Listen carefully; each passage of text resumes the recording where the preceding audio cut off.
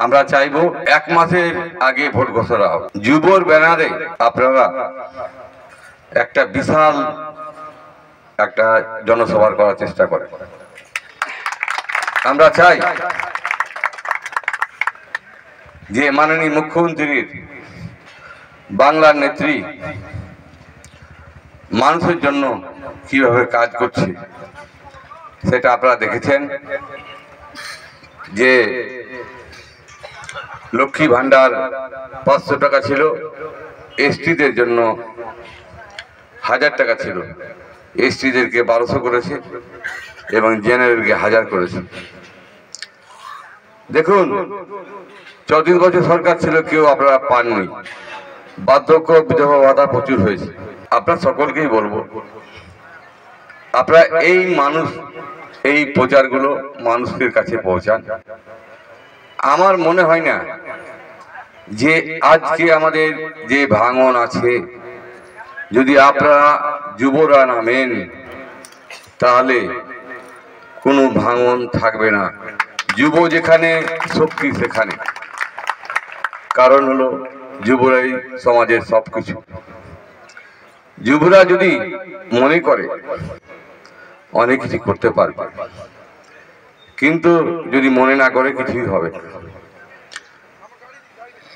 তাই যুবরাকে প্রেসিডেন্ট, অঞ্চল president, block president, district president সকলেই আছেন আপনারা। বনভোজনটা হয়তো একটু পরই হবে, আমরাও খাবো। খাওয়াটা বড় কথা নয়, আমাদেরকে লক্ষ্য রাখতে হবে মানুষের কাজের কথা। এবং মাননীয় মুখ্যমন্ত্রী উনি আমাদের জন্য কিন্তু অনেক কিছুই করছে, কিন্তু আমরা নিচে গিয়ে মানুষের সঙ্গে হয়তো কেউ ক্ষমতার পাওয়ার দেখাচ্ছে, কেউ পার্টির পাওয়ার দেখাচ্ছে, কেউ মানুষকে ডিস্টার্ব করছে। এই কারণে আমাদের অনেক মানুষ বিমুখ হয়ে আছে। আমাদেরকে সকলকে এক হয়ে আমাদের একত্ব করতে গেলে আমাদের প্ল্যাটফর্ম আছে, সেই প্ল্যাটফর্মকে জোড়া লাগাতে হবে। এখন পিছিয়ে আছি, যুব দিয়ে শুরু হোক, সাগরদিঘিতে আপনারা করেন, তাহলে আমার মনে হয় ভালো হয়। আমরা চাইব যে এলাকার মানুষ মাননীয় মুখ্যমন্ত্রীর প্রতিটা প্রকল্পের সুবিধাভুক্ত যেন হয়। এবং আমাদের দৃশ্য থাকবে যে এলাকার উন্নয়ন, মানুষের পাশে দাঁড়ানো, মানুষকে অহংকার দেখানো নয়। আমরা যে যত বড় চেয়ারে বসে তার তত বেশি অসুবিধা হয়, তাকে তত সাবধানে কথা বলতে হয়। আমরা কি লাগাম ছাড়লে হবে না। সাধারণ মানুষ অনেক কিছু বুঝে না, কিন্তু তাদেরকে বুঝতে হবে, তাদের কাজ করতে হবে। এবং আমরা যদি মনে করি না ও কিছুই জানে না, ওর কাজটা করতে হবে, তাহলে আমাদের কোনোদিনই কাজ এগাবে না। আমাদের লক্ষ্যমাত্রা থাকতে হবে, মানুষের কাজ করতে হবে নিঃস্বার্থভাবে, তাহলে আমাদের সার্থকটা পূরণ হবে, সংগঠন আমাদের মজবুত হবে। কারণ হলো যুবরাই অনেক কিছুই পারে এবং চেষ্টা করলে অনেক কিছু হবে। আমাদের, আমি বলি না কিছু অর্থ দরকার আছে, আমরা বিভিন্ন লোকের কাছে চাঁদা তুলব, আমাদের অনেককে দেওয়ার লোকও আছে আমাদের, কিন্তু আমরা যদি অত্যাচার করি তাহলে কিন্তু সেই লোকগুলো বিমুখ হবে। আমরা ভালোবেসে মানুষকে চাই। আমরা যুবদের কাছে হয়তো পয়সা নাই, আমরা যদি মনে করি সকল মিলে যে 1 ফোঁটা করে জল গেলে সিন্ধু নদী হয়, তো আমরা যদি অল্প অল্প করে তুলি তাহলে আমাদের কাছে পাহাড় হয়ে যাবে, প্রোগ্রাম করে শেষ করতে পারবো না। কিন্তু প্রতিটা মানুষেরই চেষ্টা থাকতে হবে, প্রতিটা মানুষেরই ইচ্ছে থাকতে হবে, তাহলে আপনাদের হবে। যদি আপনারা মানুষের কাজগুলো থাকেন, ভালো ব্যবহার করেন, আমার মনে হয় না কোনো রকম অসুবিধা হবে। এবং আমাদের দোষে মানুষ বিমুখ হয়েছে, সেটা মাননীয় মুখ্যমন্ত্রীর কোনো দোষ দেয়, অভিষেক বন্দ্যোপাধ্যায়ের দোষ দেয়। আমরা এমএলএ, এমপি, সভাপতি, প্রধান, আমরা যখন চেয়ারে বসি আমরা মানুষকে মানুষ মনে করি না, তাই আজকে মমতা ব্যানার্জিকে ভাবতে হচ্ছে। কিন্তু যদি আমরা এটা না মনে করতাম তাহলে আমাকে ভাবতে হতো না, কোনো প্রয়োজনই ছিল না। আমি মনে করি প্রয়োজনই ছিল না। আমরাকে কথা যেটা দিব মানুষের কাজ পূরণ করার চেষ্টা করতে হবে। তোমরা সকলেই জানো, একটা পিঁপড়াকে দেখবে গাছে উঠছে, 5 বার পড়ছে, 6 বারের বেলা সাকসেস হচ্ছে, 7 বারের বেলা সাকসেস হচ্ছে। আমরাকে ওইভাবে চেষ্টা করতে হবে। আমরা কে একবার বিমুখ হলে 2 বার বিমুখ হবে, 3 বার করতে হবে, 5 বার করতে হবে, কিন্তু আমাদেরকে ওই গাছে চাপার অভ্যাস রাখতে হবে এবং সেই কাজগুলোকে করতে হবে। কোনো কাজ হবে না বলে নয়, লেগে থাকলে সব কিছু হয়। যদি না হয় তাহলে আমার ওখানে আপনারা কাজ দেখে আসেন, সমস্ত কাজ করেছি। আমার এলাকার মানুষের কাছে খোঁজ নিয়ে আসেন, আমার যুব সভাপতি হইতে এসেছে, তাদেরকে আপনারা বলেন যে আমি কিভাবে কাজ করেছি। এবং আমি কিন্তু সেইভাবেই 5 বার পড়েছি, 10 বার পড়েছি, 20 বার পড়েছি, কিন্তু সব কাজকে উঠে গাছে উঠে সাকসেস করার চেষ্টা করেছি। সম্পূর্ণ না হলে 80% কমপ্লিট হয়েছে। এবং অনেকই কাজ যেটা মানুষের প্রয়োজন নেই সেটাও কাজ করেছি আমি। মানুষের সঙ্গে আমি জানি যে সে আমাকে ভোট দেয়নি, সে আসলে তাকে চা খাওয়াই, তার সাথে ভালো ব্যবহার করি। আমাদের মুখটা সবচেয়ে দামি এবং সবচেয়ে খারাপ, এবং মুখেই সবকিছু আছে। এই মুখটাকে যদি আপনারা দামি করতে পারেন তাহলে আপনারা ভবিষ্যৎ আপনারা অনেক ভালো জায়গায় যাবেন। আপনারা এখানে অনেকেই আছেন, একদিন হয়তো এমএলএ হবেন, এমপি হবেন, অনেকজন হয়তো পঞ্চায়েত সভাপতি হবেন, প্রধান হবেন।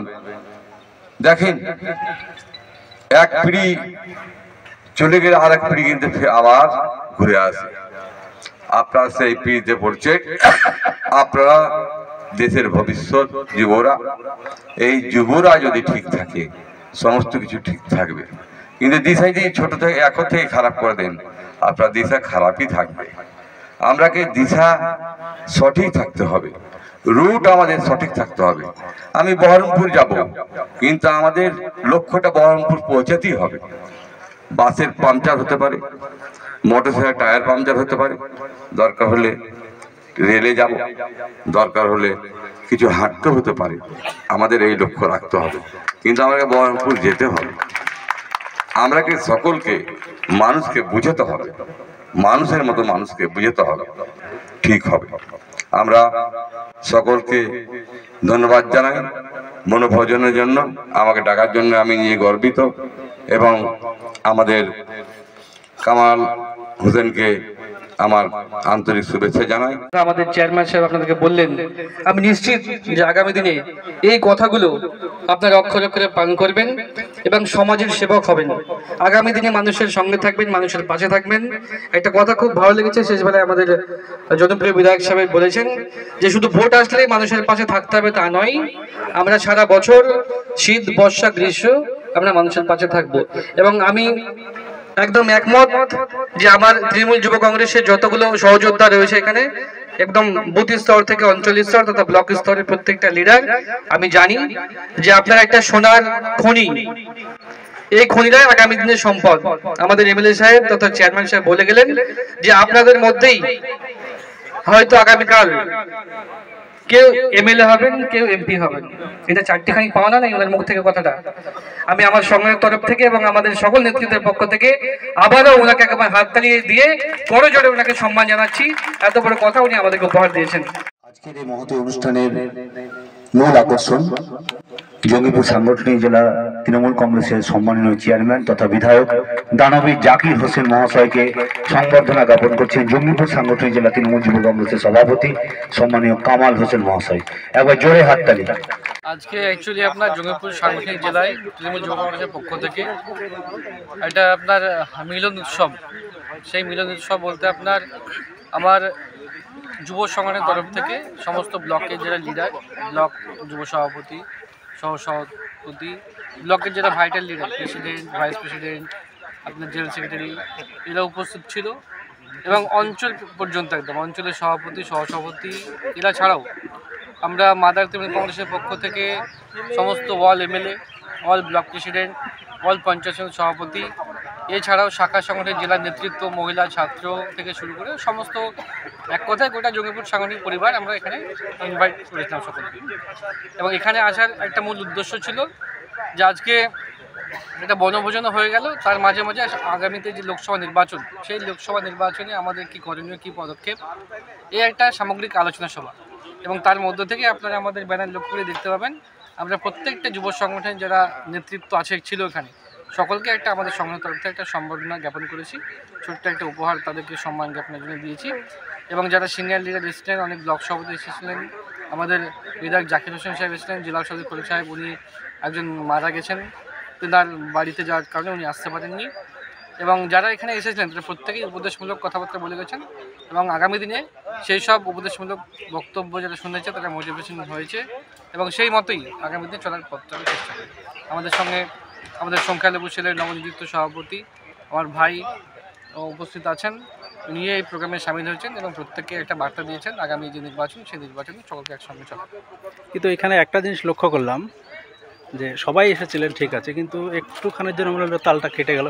এখানকার যে এমএলএ এবং এখানকার ব্লক সভাপতি অনুপস্থিত, এটা একটু জন্য হলে কি তালটা কেমন? আমাদের তরফ থেকে প্রত্যেকটা ব্লক সভাপতি, বিধায়ক সকলকেই আমরা আমন্ত্রণ জানিয়েছি এবং সকলেই ব্যস্ততম মানুষ, এক একজনের এক এক রকম হয়তো প্রি শিডিউল থাকতে পারেন, সেই কারণে হয়তো কেউ আসতে পারেনি। তাছাড়া যারা আসতে পারেনি তাদের প্রতিনিধি তারা অনেকেই এসেছেন। সাগরদিঘি আপনার ব্লক প্রেসিডেন্ট মেহবুবদা এসেছে, এমএলএ সাহেব আসতে পারেননি। নবগ্রাম থেকেও আমার ব্লকের অনেক অঞ্চল সভাপতি এসেছেন, অনেক যুব নেতৃত্ব, যেটা টোটাল টিমটা সকলেই উপস্থিত ছিলেন। লোকসভা ভোটের প্রস্তুতি কীরকম মোটামুটি? একদম আপনি দেখতেই পাচ্ছেন আজকের যে প্রস্তুতি, এখানে সমস্ত ইউথ লিডার যারা ছিল তারা একদম মুখে রয়েছেন আগামী নির্বাচনে একদম ঝাঁপিয়ে পড়ার মতো প্রস্তুতি। উনি শুধু আমাদের কী বলে এটা আদেশ উপদেশ পাওয়ার জন্য ব্যস্ত আছেন। যখনই সেই ঘন্টা বেজে যাবে প্রত্যেকে তারা বুথ ওয়াইজ ধরে একদম নির্বাচনী প্রচার শুরু হবে এবং ঝাঁপিয়ে পড়েছে। পঞ্চায়েতে আমরা যেমন লালগোলাতে, সেখানে দলের অবস্থা বেশ খারাপ ছিল, সেটা কি রিকভার করতে হবে? লালগোলা যেটা হয়েছে পঞ্চায়েতে গত নির্বাচনে, আমরা লোকসভায় তার দ্বিগুণ ফলাফল করে দেখে আশা করি।